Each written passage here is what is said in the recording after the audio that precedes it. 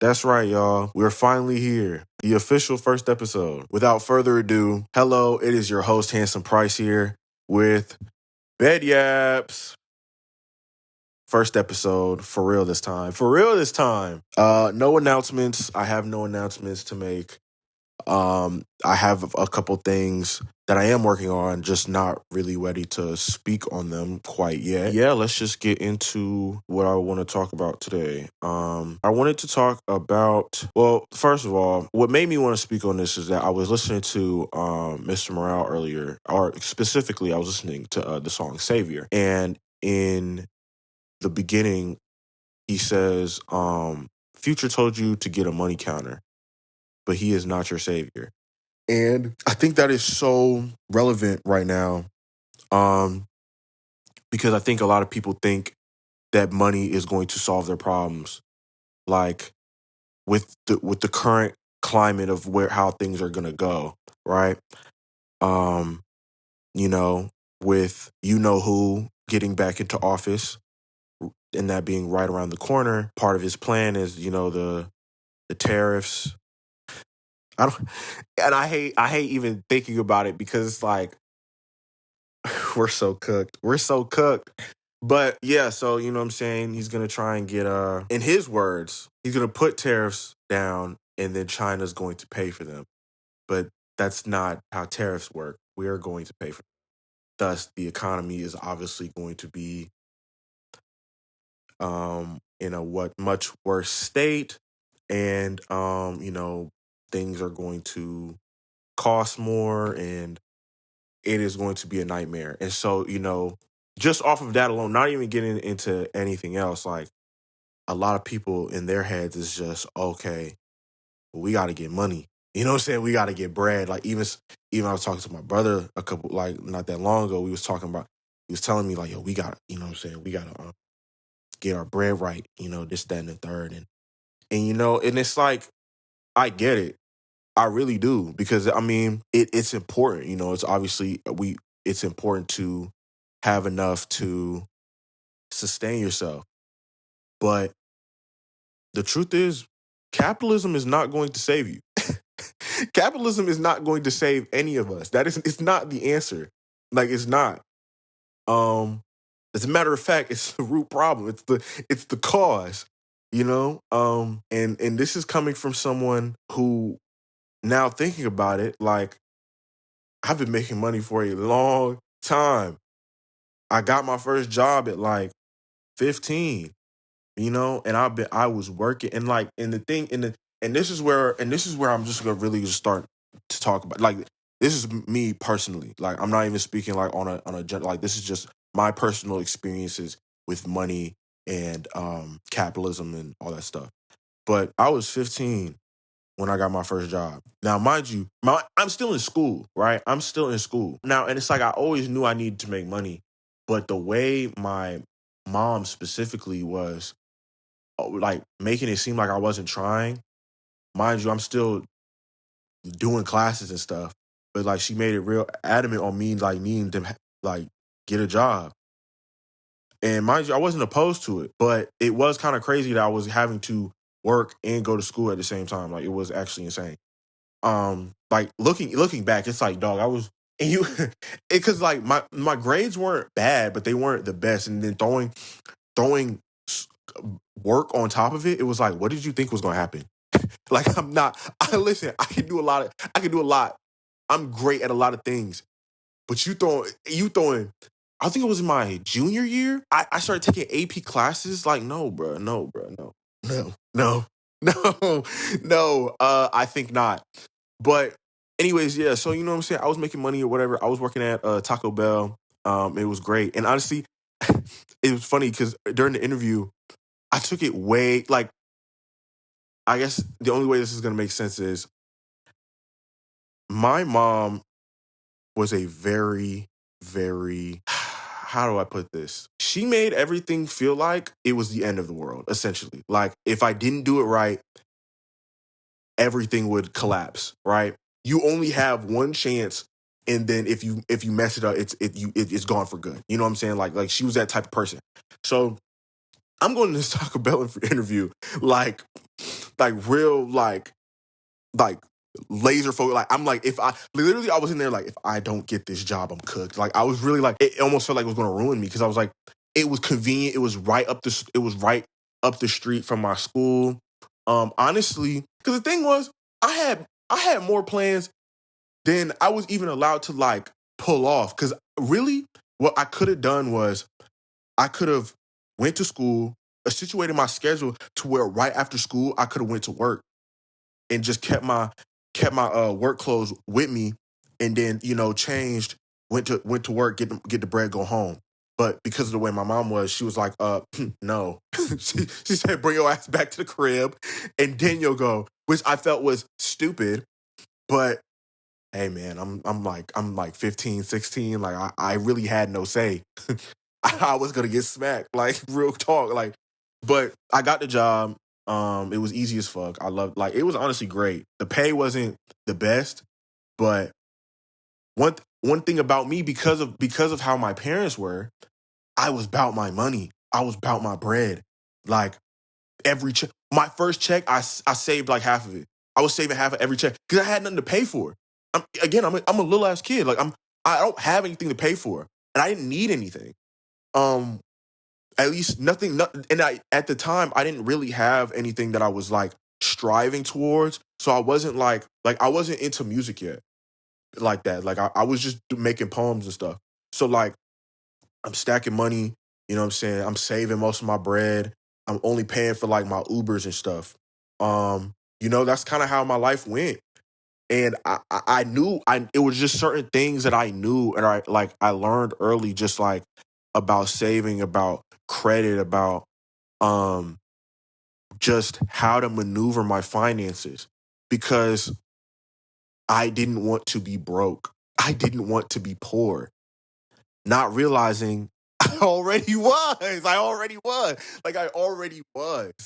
Like we didn't have it like that. And it's things would happen later down the line where I'm still not realizing we're doing these things because we don't have money. My mom was asking me for money. And my little brain, I'm not thinking it's because there's no money to be had. There's no money circulate. Like it that didn't really click until, like, honestly, a few years ago.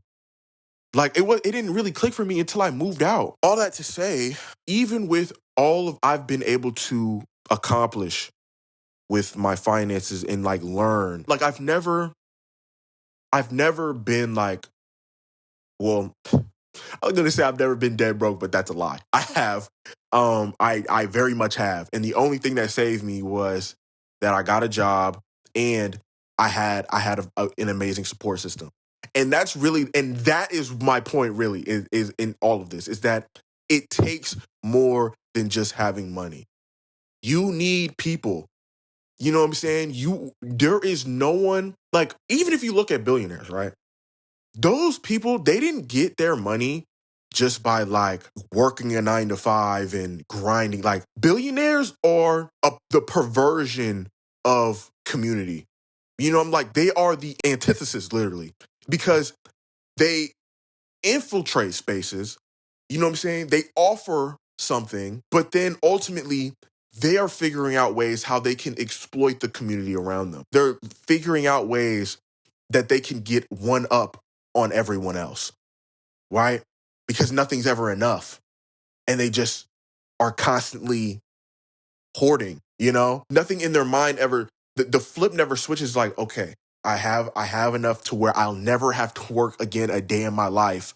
I can chill. That never happens. I think for me, I have that. Like, I know that there's a place where I'm gonna be like, all right, this is all I have enough to take care of me and mine's for the foreseeable future. Like, I'm cool. I'm good. There's a certain demographic of people who don't have that in them, which is a terrible thing. It's a terrible thing to not have that mentality, but okay, of not knowing when enough is enough. Because like making money, the capitalistic grind, right? I would be lying to y'all if I said that, oh, it's just because just to survive. Like, I think for a long time, that's what I convinced myself was that, oh, like I'm this way about money because I just need to survive. I just want to survive. But I don't think ultimately, because there's a lot of decisions I've made that were not just for my survival. It's just for indulgence or just for, because I think it's more than just wanting to survive and even more than just wanting to thrive. There's a part of me that enjoys what money does. I love making money, taking that money and watching it change and shape the things around me. It is actually one of the most exciting things. Like, I hate money. I hate capitalism. I hate the structures that envelop me because of capitalism. I hate that money is the end all be all, that that it hovers around me in the fear of losing it and all of that. Like, I hate all of that. But I'd be lying if I didn't say that I enjoy what it builds, what it creates, like what it does afford me, you know? But at the same time, I think for me, it's not more important than the people around. It's not more important than making sure my peoples are straight. And I have niggas that can testify to that. Like, if niggas ever needed something, I definitely hesitate. I'll hesitate because that's just who I am. I'll be like, damn. I'm like, damn, do I got it? Like, I'll be looking through my funds like, damn, do I got it? And then at the end of it, I'll be like, I'll make it back. I'll be like, I'll make it back. Because it's like, bro, because I always do every single time. Every single time I make it back. Because I don't play about my money. I don't play about my money and I don't play about my niggas on me. So if anytime my niggas be like, hey, yo, I need this and the third, I'll be like, word, bet. We gonna figure it out. Here, take this. We gonna get it right back. And it works out. And it works both ways. Because there's been times where I've needed it. Or honestly, I'm gonna be real. For me, I don't ever ask. My niggas is coming to me like, bro, do you need it? I'll be like, yeah. I'll be like, yeah, I need it. And they look out for me every single time. And I'm forever grateful. I'm forever grateful. It's more than just getting a bag. It's about community. And I think honestly, that is definitely going to be, at least for me, is going to be a recurring theme in these videos and a recurring theme in going forward. Is just it's more than just money. You know what I'm saying? It's like Kendrick said. Future said to get a money counter, but he is not your savior. That bag is not enough. Counting it up, getting them racks is not enough. You need people to share it with. You need people who's going to be willing to share it with you. Because that's how real wealth is formed. That's how real progress is going to be made. Fun fact, Future is actually a big inspiration to me sonically. So sonically alone. No, all the other shit, that's not me. But like sonically, he's actually been a huge inspiration. Hendrix is one of my favorite albums of all time. And just his voice, his cadences, they stick with you. And just the way he carries himself over beats, legendary. Bar of the week is off of the song Better Days by Jid. It's the bar, I've seen some better days before.